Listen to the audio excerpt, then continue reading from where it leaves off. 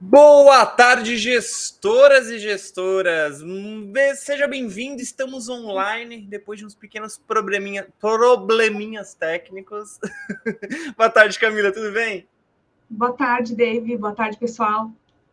E estamos aqui para mais um Colchões em Foco com a parte 2 do nosso assunto semana passada, que foi tratamento de reclamações. Pessoal, a nossa plataforma apresentou umas leves alterações aqui, uma instabilidade. Então, se o áudio não estiver legal, se tiver qualquer problema, manda aqui pra gente, deixa nos comentários para a gente poder tentar ajustar por aqui, tudo bem? Mas pelo que eu vi, tá tudo certo agora. E Camila, antes da gente entrar nesse tema, a gente vai, acho que eu vou pedir para você fazer um breve resumo do que a gente falou ali, né? Falar um pouquinho de novo da importância disso, mas fala um pouquinho do teu curso pra gente, que você tem um curso específico sobre isso, né? Eu acho que faz muito sentido trazer para o pessoal que estiver precisando de ajuda. Exato. A gente tem treinamento de tratamento de reclamações e noções do Código de Defesa do Consumidor. E esse Show. treinamento é justamente para aprender a implementar uma sistemática de tratamento de reclamação, como também fazer a manutenção se a sua empresa já possui. Porque através deste treinamento, nós ministramos aulas curtas, objetivas, trazendo informações sobre toda a política de tratamento de reclamações que precisa e as noções mais importantes do Código de Defesa do Consumidor, que é importantíssimo que a sua empresa, que a pessoa que lida com a reclamação no dia a dia também conheça. Então, é um treinamento super bacana. E tem o link aqui na descrição do vídeo, né, para que você possa acessar e já começar o seu treinamento hoje mesmo ainda. Show de bola. Quem já tem um processo pode melhorar por meio do tratamento, do curso, e quem não tem, crie o seu processo de tratamento agora. Você, se não tiver, você já está atrasado, meu querido ou minha querida. Verdade. E Camila, antes da gente entrar, porque assim, na live passada, o que aconteceu? Esse é um assunto bastante extenso e a gente acabou falando bastante dele. Se você não tiver assistido também, inclusive, às vezes você caiu direto nessa aqui no link também tem o link da live para você assistir a live passada. E a gente acabou meio que falando um pouco mais de uma forma mais ampla, mais no geral, né, Camila? Hoje acho que a gente vai aprofundar e falar de colchão, que é o nosso assunto aqui, que é a coisa boa de se falar. E aí, para começar, acho que só para a gente não começar direto, eu acho que vale você falar um pouquinho para a gente da importância do tratamento de reclamações, fazer um resumo de tudo que a gente já falou na live passada, mas agora voltado aí para os colchões, né? Exatamente. Então, vamos lá. A gente sabe que a reclamação de cliente, por si só, ela já deve ser tratada. Sempre que a gente Perfeito. recebe uma reclamação, a gente precisa trabalhar ela e resolver o mais rápido possível para o cliente. E não é à toa, até estava brincando aqui com o Dave nos bastidores, que hoje é o dia do consumidor.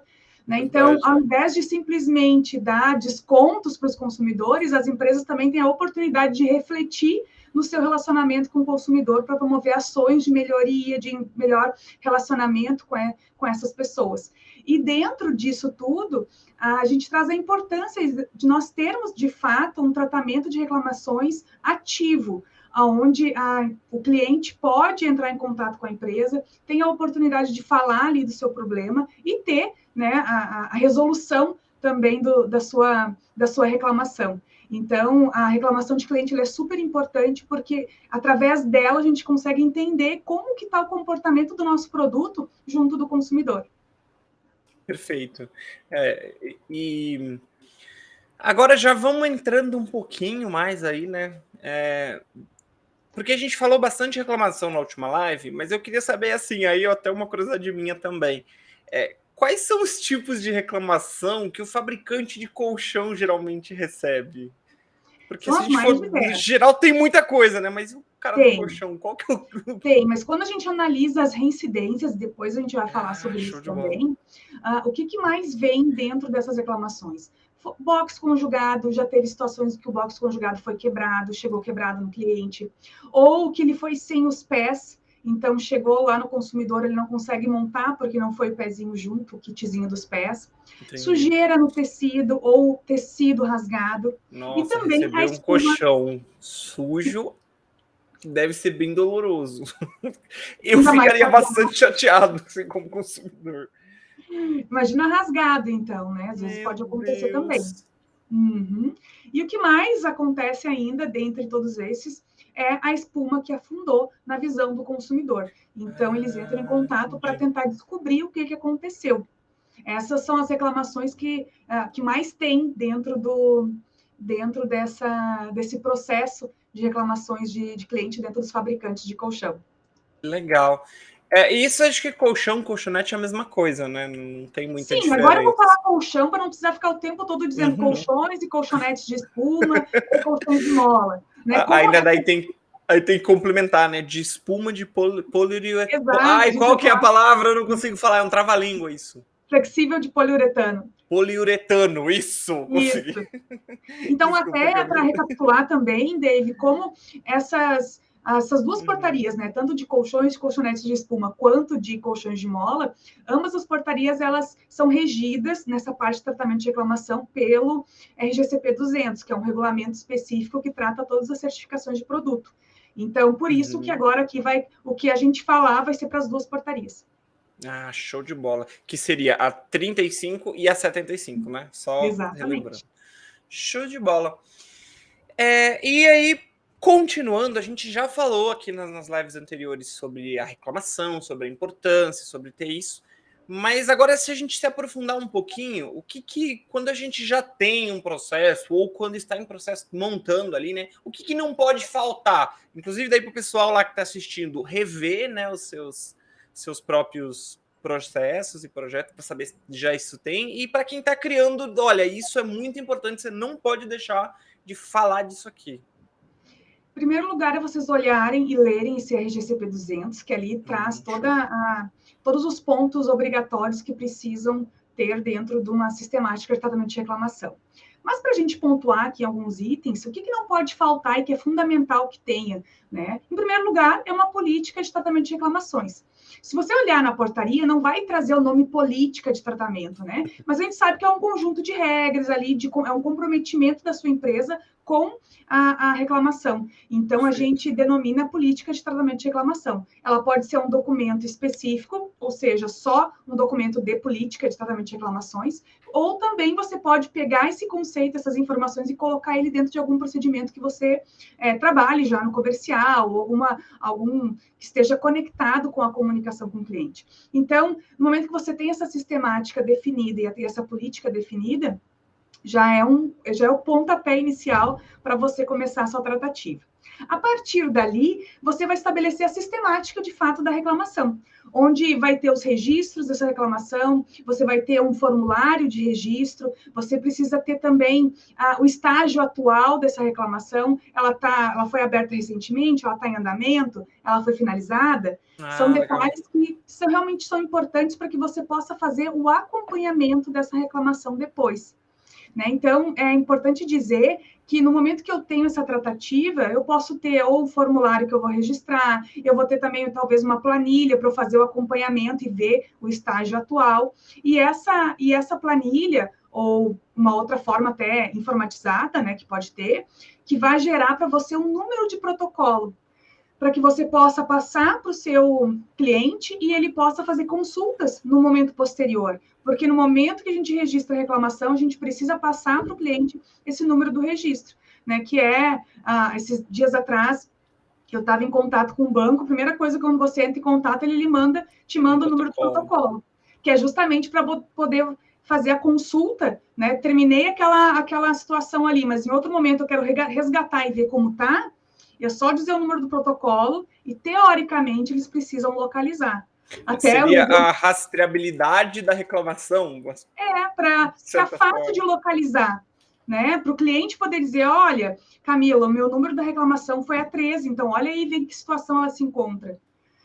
Infelizmente, nem sempre isso acontece. Esse era o exemplo até que eu ia dar. Desse banco que eu estava entrando em contato, eles já me deram os 3 números de protocolo e toda vez que eu ligo e digo o número de protocolo, eu tenho que passar todas as informações de novo. Então, alguma coisa lá dentro está acontecendo que não está fazendo sentido, né? Eu ter um número de protocolo se ele não consegue consultar o meu problema. E é para isso que serve. É para isso que serve. A pessoa liga, o número de protocolo é tal, daí a pessoa do outro lado, né, da assistência técnica ali do comercial vai identificar qual é a reclamação, já vai ver quem é o cliente, qual é o telefone daquele cliente, qual foi a reclamação, e já tem que ter uma noção em que estágio está aquela reclamação. Esse é o ponto primordial de um tratamento de reclamações, né? Legal. Continuando, só para falar Tá. um pouquinho mais dos pontos fundamentais, que ainda tem mais alguns que Eu ia são... até perguntar uma coisa, acho que talvez seja isso que você vai Ah, falar. pergunta. Você já falou isso na live anterior, mas aí em relação à análise crítica, precisa ter da portaria também fala dessa necessidade da gente fazer pelo menos uma vez por ano análise crítica de todas as reclamações recebidas. Aí a gente vai analisar todas, a gente vai tratando uma a uma, mas não é sempre que você consegue verificar se teve reincidência. Então, Sim. em determinados períodos do ano, ou pelo menos uma vez por ano, que você consiga parar e ver todas as reclamações da mesma situação. E aí você vai ver que, de fato, você já tratou elas individualmente, mas pelo fato de ter tido uma reincidência grande naquela questão específica, você vai fazer uma análise mais e melhorar na sua fabricação ou né, naquilo que for necessário para que isso não aconteça de novo. Porque senão vai sempre se repetir, né? Sim, e é na análise crítica, que inclusive você não precisa dar o nome de análise crítica, né? Chama de reunião da reclamação, sei lá, enfim, brincadeiras à parte. Que é bem isso que você falou, né? Às vezes, quando você faz a tratativa uma a uma, é um panorama geral, né? Você não consegue ver tudo de forma mais ampla, então, olha, eu estou tendo muita reclamação a respeito de tal coisa. E, inclusive, relacionar que talvez reclamações de duas coisas que podem parecer totalmente diferentes, podem, por exemplo, ter um mesmo motivo, uma mesma causa, talvez em fornecedor, por exemplo, entende? Então, é muito importante. E Exatamente. Tem mais alguma coisa assim que é essencial? A gente pode talvez pular para o próximo ponto aí, querido. Tendo esses conceitos básicos e tendo uma sistemática bem estabelecida, você já consegue iniciar essas tratativas, né, para que você possa ter o acompanhamento e saber como que o seu é visto no mercado. Então, a partir desses pré-requisitos, você já consegue ter um bom norte de como conduzir. Show de bola, muito bom, muito bom.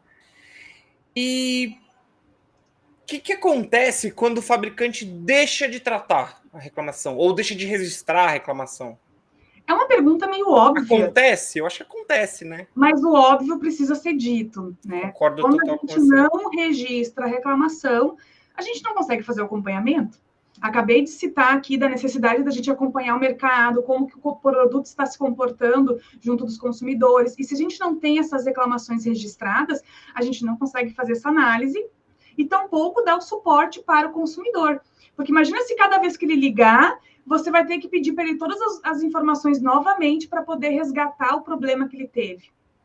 Então, no momento que a gente não registra, isso acaba sendo prejudicial para o seu relacionamento com o consumidor, né? Para o consumidor. Sim. E para você também, né? Porque você não vai ter essa descrição detalhada do que está acontecendo.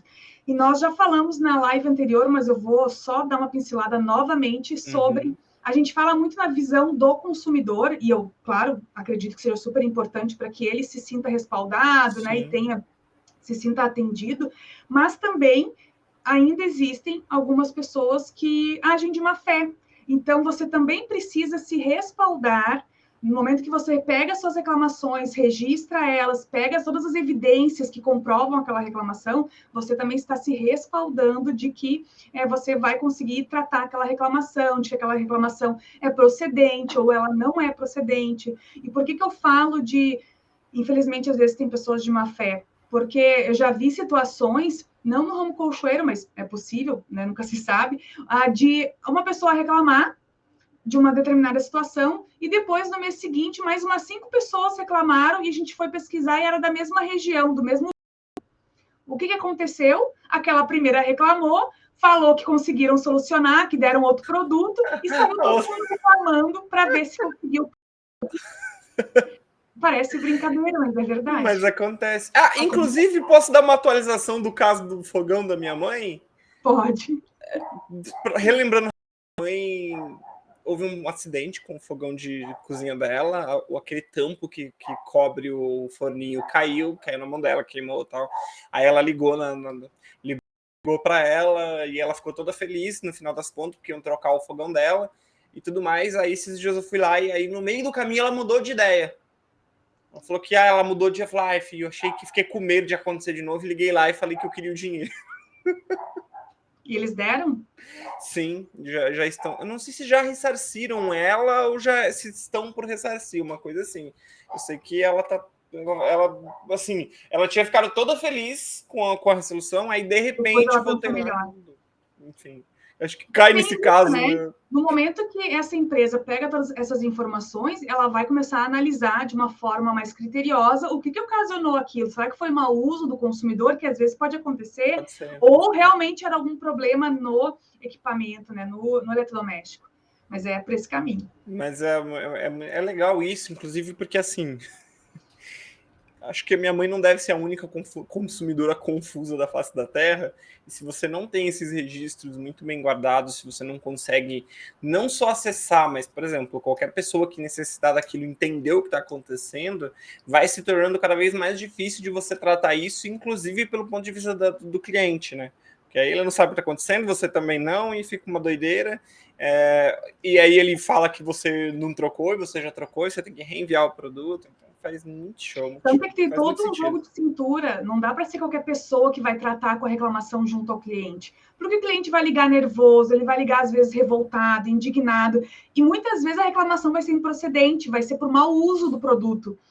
Aí a pessoa da assistência técnica, né, ou a responsável em si, ela precisa ter, né, essa habilidade para conversar, explicar, mostrar por A mais B que realmente a reclamação era improcedente. Por isso, a necessidade de ter uma pessoa indicada formalmente que tenha essa autonomia para tratar as reclamações. Perfeito, perfeito. Mas é isso mesmo. E aí, continuando, e aí uma outra dúvida também, que inclusive também é uma dúvida minha, tem prazo para tratar, segundo as portarias e tudo mais? Segundo o Código de Defesa do Consumidor, depois que a gente reclama, o consumidor reclama, a empresa tem 30 dias para resolver essa situação. Caso não seja resolvido, o consumidor ele tem algumas opções. Dentre elas, pedir o dinheiro de volta, né?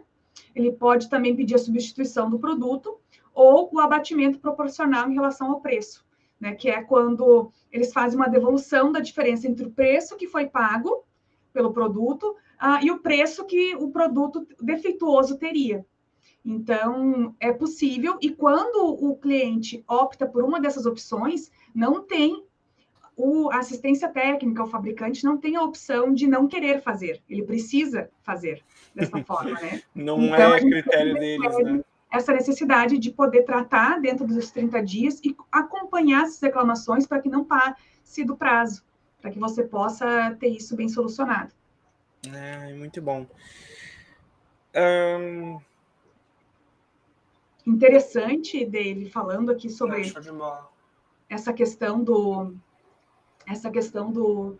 da gente ter as informações, né? Como eu falei na outra live, a gente tem que cuidar, porque no momento que a gente tem essas informações bem registradas, a gente tem esse respaldo e faz com que, no momento, se acontecer alguma situação que vá para o judiciário, que precisa comprovar, não é o consumidor que geralmente vai comprovar o que ele está querendo dizer. É o fabricante que tem que comprovar que o consumidor está errado.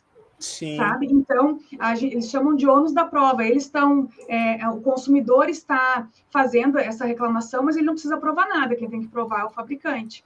Então, eu sempre comento com os nossos clientes de que há necessidade de deixar o mais detalhado possível, busque o máximo de evidências, busque o máximo de informações para que você consiga ter esse controle do que a pessoa está reclamando, peça para mandar foto, vídeo, relatos, para que fique o mais detalhado possível. Se for necessário, encaminhe o representante até a casa do cliente para poder fazer uma avaliação também, para que você possa ter uma análise correta daquilo que é procedente ou não.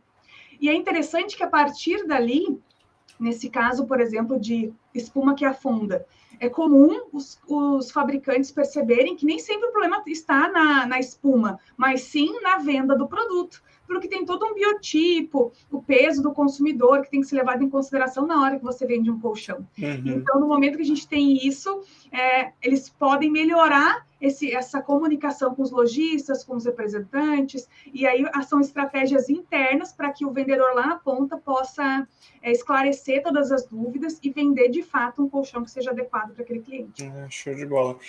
Eu ia perguntar para você dessa questão legal, porque é óbvio, né, que a gente não quer pensar em prestar um bom serviço, entregar um bom produto, mas é fato também que quanto menos informação.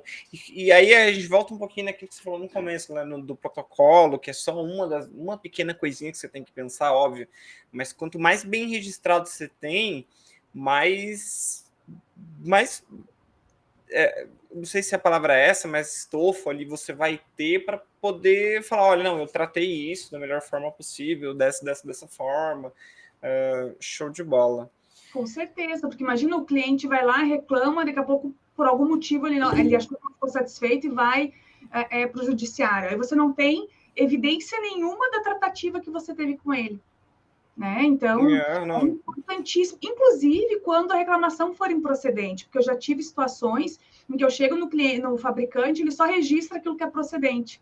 Não, mas espera aí, se é improcedente, vamos avaliar também, porque isso pode servir de um índice. Se tem muitas reclamações que não são fundamentadas, será que eu preciso melhorar alguma coisa na minha comunicação para deixar mais clara essa informação para esse cliente? Perfeito. Então, tudo isso serve de índice, né, para que a gente possa avaliar melhor o nosso produto, a nossa comunicação com o cliente, nosso relacionamento com esse consumidor e melhorar, de fato, as nossas atividades.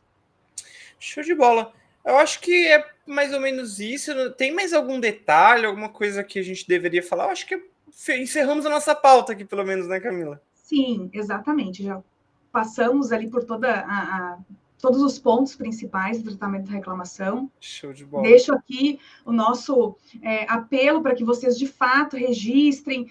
Vocês verão que eu repito isso com frequência, de que registrem, coloquem os detalhes, porque não é comum eles fazerem isso, né? Então, a gente bate nessa tecla, gente, fica mais fácil para todo mundo.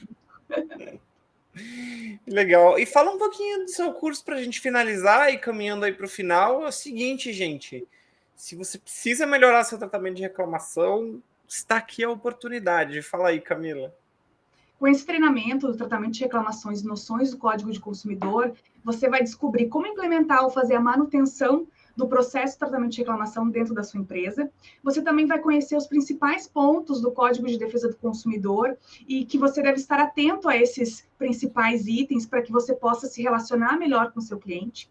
Você também pode assistir de onde estiver, de onde quiser, porque é um treinamento com videoaulas gravadas. É um treinamento curto e que isso vai fazer com que você tenha maior conhecimento sobre o tratamento de reclamações e melhor facilidade para aplicar essas tratativas no seu dia a dia. Então, vale super a pena conferir.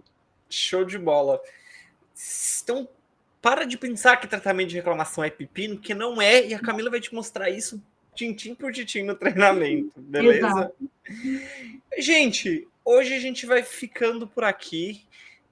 Aguardamos vocês na próxima terça, nesse mesmo horário, tá bom? 5h30 da tarde, para falar um pouquinho. A gente tem já assunto, mas eu não lembro, tá anotado. A gente já tinha, não tem uma sugestão de... Eu não lembro, você lembra? Vamos deixar de surpresa para a próxima semana. Vou, fechado. A gente vai avisando nos canais de comunicação. Mas já tem, eu sei porque está anotado em algum lugar. Então, se liga, segue a Camila, para você ficar por dentro das novidades aí. Já deixa eu vou até botar o recadinho aqui, ó. Se inscreve, ativa o sininho do canal, para assim, quando a gente entrar online, você vai ver isso na hora, para ficar mais atento aí na certificação do seu colchão, na fabricação do seu colchão e ter mais lucro e resultado, que é para isso que a gente está aqui. Beleza? Com certeza. Beleza. Camila, muito obrigado, querida, por mais uma edição. Hoje a gente foi um pouquinho mais curto, mas acho que foi muito bom, gostei muito. Ficamos dentro do tempo, né? Então, pela primeira vez, momento histórico neste programa. Todos os finais de live a gente fala a mesma coisa. Nossa, como passa rápido. Mas é porque a gente vai desenrolando o assunto, né? E quando vê, já estourou o tempo. Mas hoje, como a gente estava na parte 2 aí, né, a gente foi um pouquinho mais enxuto. Então, gente,